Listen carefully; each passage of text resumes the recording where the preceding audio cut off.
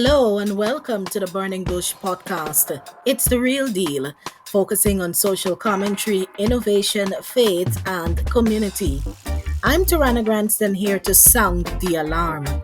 For goodness sake, vet before you vote. Don't elect another disaster or a Netflix series. No, if I had to give this podcast an alternative name, I would say the laughing ballot, where we take politics just seriously enough to make sure you don't accidentally elect someone who thinks SXM is not a real place and we are in a Home Alone movie.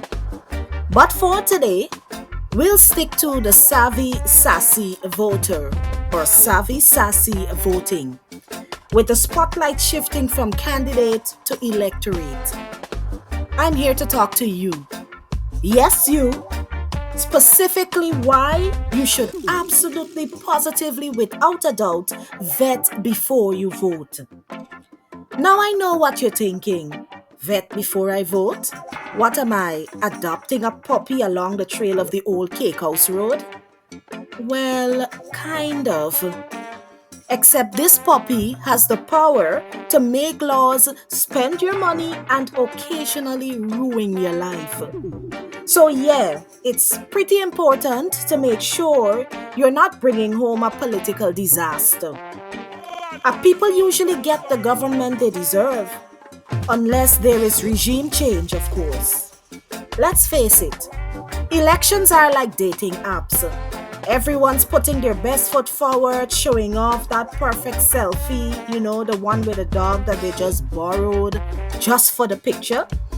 But behind those cheesy campaign slogans and the shiny pamphlets could be someone who doesn't know the difference between a budget and a buffet. They may even try to curry favor and win you over with some pocket change, a box of food, or a colorful cotton t-shirt. And that's where the vetting comes in. Think of it like swiping left on the politician who promises free pizza but can't explain how to pay for it. I mean, sure, we all love pizza, but we also love not being broke. Here's a fun tip. Google their name. If the first result is an article titled Top 10 Worst Political Scandals, links to corruption or nepotism, you might want to reconsider. Or maybe check if they've tweeted something along the lines of SXM number one celebrity or the solution to all of our problems. Let's be real. A jack of all trades is master of none. Just a thought. And let's not forget the candidates who, in an attempt to placate you, promise to shake things up. Listen, if I wanted something shaken, I'd go to a bar, not the ballot box. Ask yourself, are they shaking things up or just making a mess?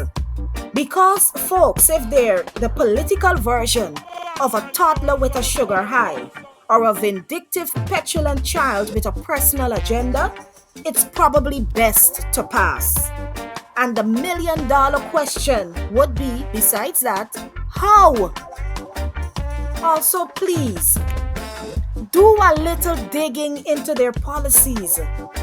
If their healthcare plan sounds like something Dr. Seuss wrote, you might want to move on.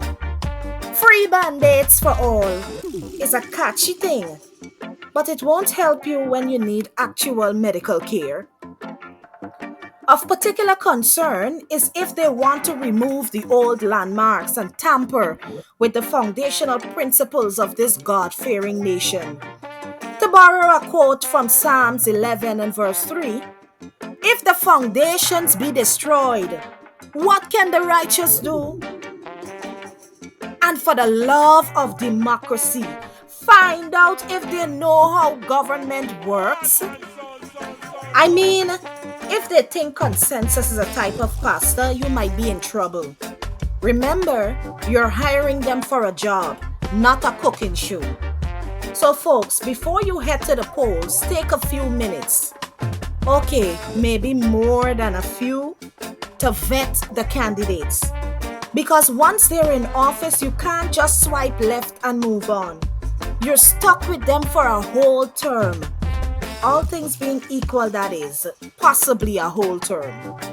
And trust me, buyer's remorse in politics is way worse than accidentally ordering pineapple on your pizza.